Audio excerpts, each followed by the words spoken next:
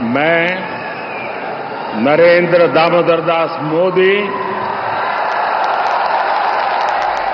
ಮೂರನೇ ಅವಧಿಗೆ ದೇಶದ ಪ್ರಧಾನಿಯಾಗಿ ನರೇಂದ್ರ ಮೋದಿಯವರು ಅಧಿಕಾರ ವಹಿಸಿಕೊಂಡ ಮರುದಿನವಾದ ಸೋಮವಾರವೇ ಆಡಳಿತ ಕೆಲಸವನ್ನ ಶುರು ಮಾಡಿದ್ದಾರೆ.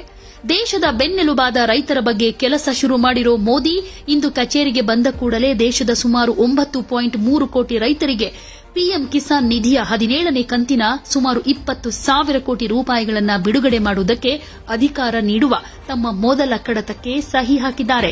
ನಿಧಿ ಬಿಡುಗಡೆಗೆ ಸಹಿ ಹಾಕಿದ ನಂತರ ಮೋದಿ, ನಮ್ಮದು ಕಿಸಾನ್ ಕಲ್ಯಾಣಕ್ಕೆ ಸಂಪೂರ್ಣವಾಗಿ ಬದ್ದವಾಗಿರೋ ಸರ್ಕಾರ.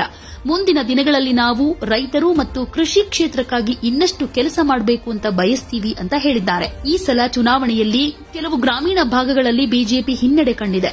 ಈ ನಿರ್ಧಾರ ಆಡಳಿತಾರೂಢ ರಾಷ್ಟ್ರೀಯ ಪ್ರಜಾಸತ್ತಾತ್ಮಕ ಒಕ್ಕೂಟದ ಚುನಾವಣೆಯ ಗೆಲುವಿನ ನಂತರ ರೈತರ ಕಲ್ಯಾಣಕ್ಕೆ ಸರ್ಕಾರದ ಬದ್ದತೆಯನ್ನ ಸೂಚಿಸುತ್ತೆ.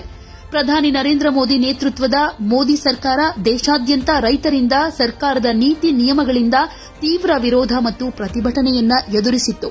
ಹೀಗಾಗಿ ಮುಂದಿನ ದಿನಗಳಲ್ಲಿ ಈ ವಿಚಾರದಲ್ಲಿ ಎಚ್ಚರಿಕೆಯಿಂದ ಹೆಜ್ಜೆ ಇಡಬೇಕಾಗಿದೆ. ಮೋದಿ ಅವರು ರೈತರಿಗೆ ನೀಡುವ ಕಿಸಾನ್ ಸಮ್ಮಾನ್ ನಿಧಿ ಹಣವನ್ನ ಬಿಡುಗಡೆ ಮಾಡಲಾಗಿದೆ. ಮೋದಿ ಶುರು ಮಾಡಿರೋ ಕಿಸಾನ್ ಸಮ್ಮಾನ್ ನಿಧಿ ಯೋಜನೆಯ ಅಡಿ ಬಡ ರೈತರು, ಸಣ್ಣ ಸಾಗುವಳಿದಾರರಿಗೆ ಕೇಂದ್ರ ಸರ್ಕಾರ ವಾರ್ಷಿಕವಾಗಿ 6,000 ರೂಪಾಯಿ ನೀಡಲಾಗುತ್ತೆ.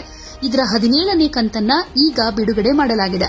ಕಚೇರಿಗೆ ಬಂದ ಮೋದಿಗೆ ಸಿಬ್ಬಂದಿಗಳು ಅದ್ದೂರಿ ಸ್ವಾಗತ ನೀಡಿದ್ದಾರೆ. ಚಪ್ಪಾಳೆ ತಟ್ಟಿ ಮೋದಿಯನ್ನ ಆತ್ಮೀಯವಾಗಿ ಬರಮಾಡಿಕೊಂಡ್ರು. ಮೊದಲ ದಿನವೇ ಮೋದಿ ಚುರುಕಿನ ಕೆಲಸಗಳನ್ನು ಶುರು ಮಾಡಿದ್ದಾರೆ.